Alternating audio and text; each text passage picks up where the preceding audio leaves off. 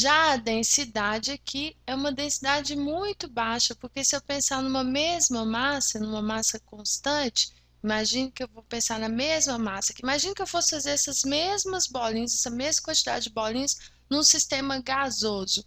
O volume ocupado seria enorme, não ia caber talvez aqui nessa tela.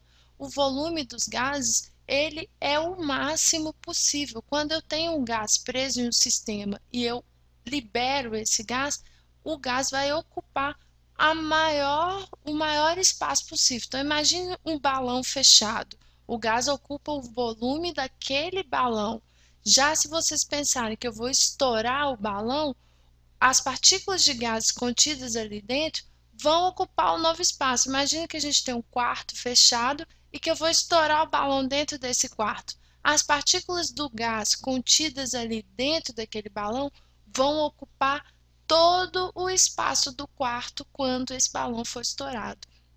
Então, o volume do gás é sempre o maior possível. E a forma também, o gás ele não tem forma, né? A gente nem pode falar em forma, porque ele ocupa aí o maior volume possível, tá bom? Porque as partículas têm que estar o mais afastadas possíveis por causa da quantidade de energia. Elas têm uma vibração muito grande, o que faz elas ficarem muito afastadas.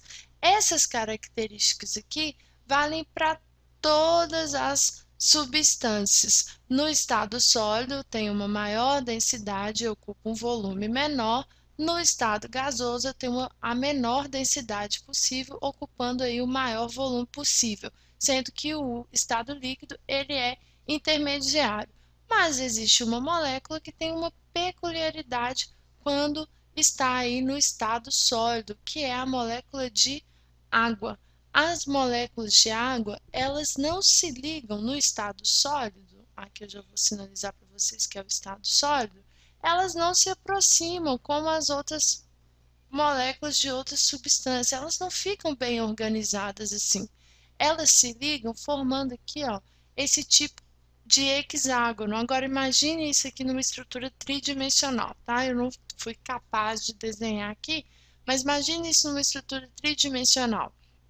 Imaginando, olhando aqui para essa figura plana, vocês já podem ver que eu tenho aqui, ó, as partículas de água e que entre uma partícula e outra existe um espaço que está o quê?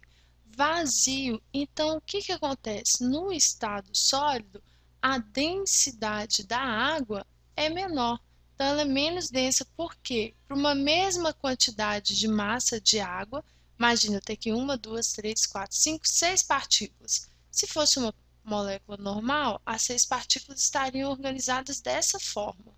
Ocupam um volume aqui, X. Então, aqui um volume X, tá? Agora, olha as seis partículas de água, olha o tamanho, a quantidade e volume que elas ocupam.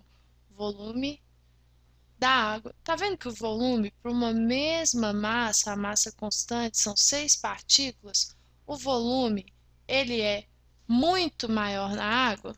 Então, aqui, volume muito maior. Ou seja, se o volume é maior, a densidade é muito menor. Então, quando a gente coloca, por exemplo, aí, um copo com água e coloca lá dentro uma pedrinha, um cubinho de gelo, o que que a gente vê? A gente percebe que o gelo, mesmo sendo água no estado sólido, ele flutua aí no copo com água. Isso porque a densidade é menor. E a densidade é menor porque a água ela não se organiza no estado sólido como as outras moléculas. No estado sólido, existem entre as partículas de água um grande espaço vazio, o que implica aí ocupar um grande volume e isso faz com que a densidade diminua, ok? Espero que vocês tenham compreendido. Se tiverem alguma dúvida, envie para nós através do link contatos no site quadro.com.br. Bons estudos!